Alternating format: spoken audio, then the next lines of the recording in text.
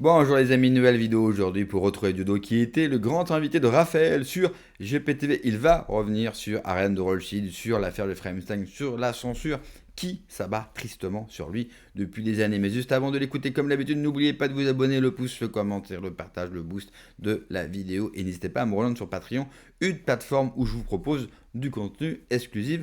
Chaque semaine, on l'écoute et on en parle juste après. C'est assez Très révélateur. raciste, très, Ouais. très suprémaciste, une haine du non-juif qui est absolument incroyable. C'est hallucinant. Nous sommes tous des esclaves pour ces gens-là. Attention, ils ne représentent pas la communauté juive. Que ce soit la communauté juive iranienne, française, les Iraniens, ils ont manifesté contre la guerre, les juifs iraniens. Les juifs français, la plupart, ils n'en voulaient pas non plus. Hein. Donc c'est vraiment, encore une fois, c'est les Rothschild. Il faut savoir que Edmond Rothschild, donc Ariane de Rothschild est présidente de ce groupe, c'est le bienfaiteur de Yishuv. Alors toi et moi, nous ne sommes pas bienfaiteurs de Yishuv. Ça n'a rien à voir avec Yishuv. Mais donc c'est celui qui est à l'origine, fondateur de l'État d'Israël. On ne parle pas d'un kebab à Bobigny. Et l'autre, il est arrivé à... C'est un genre de Moïse, si tu veux, mais enfin version bancaire. Il n'a pas ouvert les eaux, mais le chéquier, et il a financé toute cette merde. Et cette merde qui... Alors quand je dis cette merde, Israël n'est pas de la merde, le peuple israélien, c'est pas de la merde. J'ai des amis d'ailleurs là-dedans, des amis, des gens avec qui je parle. Oui, je les considère comme des amis parce qu'ils sont bien, ils veulent la paix. Mais bon, ils sont entraînés dans une folie, là. Ouais, on le sait parce qu'il y a le service militaire et beaucoup de personnes font partie de l'armée israélienne et sont déployées sur la bande de Gaza. Et on voit de plus en plus le nombre de personnes sous stress post-traumatique qui n'ont pas d'accompagnement psychologique.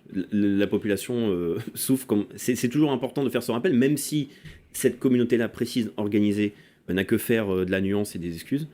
C'est quand même important de le rappeler. Je pense que le projet sioniste est surtout très délétère pour la communauté juive.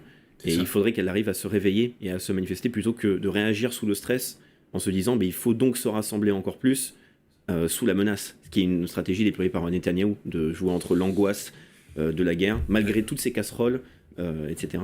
Et c'est vrai qu'il y en a de plus en plus qui partent d'Israël, ils sont des milliers de personnes qui s'enfuient. Alors les autres ont encore plus peur, donc ça se radicalise dans tous les sens. Il faudra bien, ces familles israéliennes, qu'elles puissent vivre en paix aussi. Il faudra trouver un système. Comment ça va se faire, je sais pas. Moi, je pense que par la culture, justement, l'idée, c'était de pouvoir essayer, par l'humour et le rire, de retrouver un lien ensemble, commun. Bon, l'Iran, pour moi, a déjà gagné. C'est le martyr de ce peuple, c'est le martyr pour le monde libre. Et donc, moi j'écoutais, les médias occidentaux arrêtent pas de parler de régime des mollahs ou je sais pas quoi, puis ils se réjouissent de l'exécution du guide suprême. Moi j'écoute le guide suprême comme j'écoute tout le monde, enfin c'est extraordinaire. Pour un chrétien, c'est un discours qui respecte profondément Jésus. Il n'y a pas ça de l'autre côté. De l'autre côté, Jésus, c'est un imposteur. Donc c'est compliqué. Je veux dire, je pense que les chrétiens sont bien plus proches de ce régime des mollahs que de la guerre qui est en train d'être menée. Même si Trump essaye de faire croire mais Jésus aujourd'hui, il est en Iran. Jésus, il est aux côtés des Iraniens. Il est à Gaza, il est au sud Liban. Il dit stop. Ouais. Moi, je suis chrétien. C'est comme ça que mon Christ, c'est comme ça que je le vois. Et d'ailleurs, il avait rien à voir avec cette armée américano-sioniste. Alors, évidemment, en tant que chrétien aussi, le judaïsme s'arrête à Jésus. Mais alors, ceux qui ont continué après à croire dans ces histoires... Mais il faut respecter toute forme de croyance. Le tout, c'est de pouvoir vivre en paix. Comment allons-nous faire? Moi, je vais m'occuper de la partie rigolade. On va voir jusqu'où on peut aller, quoi. Et donc cette partie rigolade, donc le tout dernier spectacle, donc Le Fil d'Ariane, donc en tournée, malgré le bracelet. Oui, en tournée. De toute façon, ils peuvent pas m'arrêter. C'est-à-dire que si à un moment donné ils envoient, parce que des fois ils sont venus saisir mon matériel, ils sont venus m'interrompre sur scène. Ouais. Ils sont venus 80 flics, on a eu les hélicoptères, on a eu tout le monde. Hein. Et donc là, ce qu'ils font maintenant, comme ils n'ont plus de moyens, ils arrêtent certains spectateurs à la fin et ils leur disent leur mettre une amende parce qu'ils ont assisté à quelque chose d'interdit. Or, là, en l'occurrence, ce qui s'est passé le week-end dernier, l'arrêté, c'était interdit fil d'Ariane, donc je n'ai pas fait le fil d'Ariane, j'ai fait autre chose. Donc, ils n'ont pas assisté à un spectacle interdit. Donc, voilà, on est dans ce jeu de chat et à la souris qui ne veut rien dire. Donc, ce spectacle-là, c'est déjà un spectacle interdit ? Alors, le fil d'Ariane ? Oui, le fil d'Ariane. Alors, ce qui est quand même assez incroyable.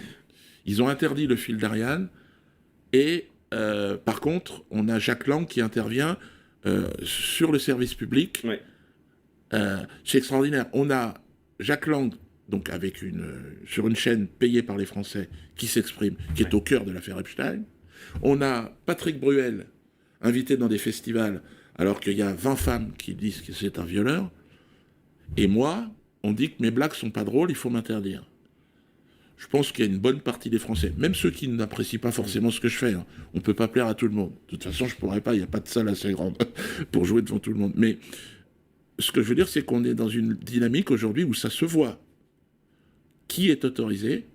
Il faut être, évidemment, aujourd'hui, faire partie d'une certaine communauté pour pouvoir être un violeur, un agresseur sexuel, quelqu'un qui a monté des entreprises sur des îles paradisiaques, ils sont des plein des fouilles, sans avoir de problème. Voilà. Moi, 27 000 € de TVA et un spectacle qui fait pas rire, bracelet électronique, interdiction toutes les semaines. Donc je pense que toutes les personnes qui m'écoutent disent « Ah ouais ». Et moi, je leur dis à ces gens-là, puisque je suis dans l'affaire Epstein bien malgré moi, puisqu'ils ont voulu m'interdire les Rothschild, je leur dis aux Français, vous vous réveillez chaque matin pour aller travailler pour ces gens-là, pour payer les intérêts d'une dette qui va directement dans leur poche. Réfléchissez. Si vous voulez changer la politique en France, c'est pas les marionnettes des Rothschild qui vont le faire, puisqu'ils sont là pour conforter leur pouvoir. Il faut maintenant réfléchir à quelque chose. Pas radical, parce qu'il y a des gens qui ont essayé d'être très radicaux sur le sujet, et c'est une erreur, la violence. Moi, je suis chrétien, il faut le faire dans la paix et dans la non-violence. Moi, j'essaye de le faire par le rire. Ils veulent pas, ils interdisent. Je le fais par la peinture. On va parler de la peinture juste après, mais j'ai une petite question sur l'aspect artistique. Donc là, parce que c'est un nouveau spectacle, donc il y a différents sketchs, bien évidemment, mais j'ai observé un changement dans la manière de faire de l'humour de ton côté. Moi, je me souviens quand il y avait le premier spectacle qui était tout seul. Ensuite, il y avait par exemple le dépôt de bilan, mes excuses. Il y avait un aspect plus théâtral. Oui. Bon, déjà parce que si l'espace le permettait, si on est dans un bus ou si on est interdit, on peut pas avoir de matériel. Mais il y avait un espace plus théâtral en termes d'animation. Et ensuite, on a vu une évolution. Je pense que c'était après Le Mur, qui était aussi à Souzois, il fallait déjà changer le nom à l'époque, où c'était plus un aspect après de tribune. Comment a évolué ta création artistique pour justement faire des spectacles, parce qu'on parle aussi d'un gros rythme, c'est-à-dire un spectacle tous les ans. Bon, je pense que quand on a plein de pression, ça donne de l'inspiration pour répondre. Mais est-ce que c'est un choix volontaire ? Est-ce que c'est quelque chose qui pourrait même te manquer, le fait de pouvoir animer comme tu le faisais à l'époque tes sketchs qui étaient sur scène avec plus d'objets ou même une construction plus même une sorte d'histoire tout le long du spectacle. Comment a évolué ton processus créatif ? Oui, je me suis adapté effectivement aux difficultés, au contexte particulier quand même, puisque ce que j'ai vécu, c'est assez unique, ce qui a rendu effectivement mon travail et mon œuvre, entre guillemets, unique. Alors, j'ai toujours apprécié le théâtre, les situations, les personnages, et donc je continue à le faire. Ensuite, je suis passé de Zénith à des bus. Mais il suffirait. Alors, je remplis aujourd'hui, je peux plus jouer dans mon bus parce qu'il y a trop de monde. Donc, on trouve des espaces. Là, on revient à l'époque des Zéniths, là, en termes de sans publicité, sans affiche, sans médias, enfin, pas mis à part médias mainstream, on va dire. Donc c'est un phénomène qui est en train de se passer, extraordinaire, parce que je me dis c'est incroyable, puis d'ailleurs ils n'arrivent pas à comprendre, parce que normalement ils appuient sur un bouton et puis c'est bon, n'allez pas le voir, c'est pas pareil, mais là ils n'arrivent pas parce que les gens ont besoin de rire dans une situation qui est particulièrement difficile. Et donc on le voit avec la loi Yadan aussi, c'est n'importe quoi, ils vont trop loin. Loi qui aurait pu porter mon nom, entre guillemets. Puisque je suis devenu, bien malgré moi, la limite de la liberté d'expression au niveau culturel. C'est tout comme la loi Soral. Il y a une loi Soral qui devait passer pour... Moi, j'ai une ordonnance du Conseil d'État qui porte mon nom. Je suis assez fier. Et puis il y a l'ami Robert Foresson qui, lui, a eu sa loi aussi, la loi Guesso. Donc, ça, c'est quand même excellent de savoir qu'une loi pour limiter et pour la censure de la liberté d'expression porte le nom d'un humoriste. On en est là aujourd'hui en France. C'est-à-dire, il y a des lois qui portent le nom d'humoriste. Des gens, le rôle de l'humoriste, le rôle du bouffon, du roi, comme à l'époque, c'est de faire rire, c'est d'être dans la transgression. Si on commence à leur dire « Ah non, ça t'as pas le droit, ça t'as pas le droit, ça t'as pas le droit », et si on commence à les censurer, vous savez, c'est comme un baromètre. Si vous voulez savoir si votre société est malade, vous commencez à voir et à regarder les choses que vous pouvez dire et les choses que vous ne pouvez pas dire. Et je trouve que Dieudonné, malgré lui bien sûr, est un excellent baromètre pour voir si notre société est malade. Le pire, c'est qu'il lui rend service. Dieudonné, à un moment donné, il arrivait à remplir ses bus.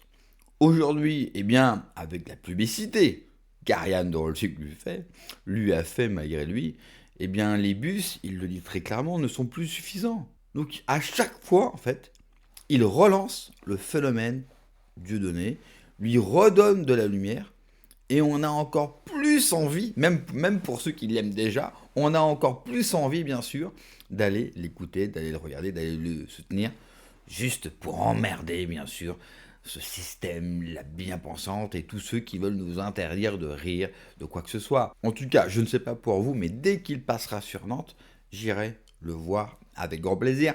Surtout que dans son nouveau spectacle, vous l'avez entendu, il va s'attaquer à la famille Rothschild qui, clairement, ils ont mis un contrat sur sa tête. Quand vous faites pression sur un gouvernement, sur le gouvernement français et à l'époque Manuel Valls, pour faire interdire, définitivement pour faire taire un humoriste, alors oui, on peut vraiment se demander qui dirige vraiment ce pays.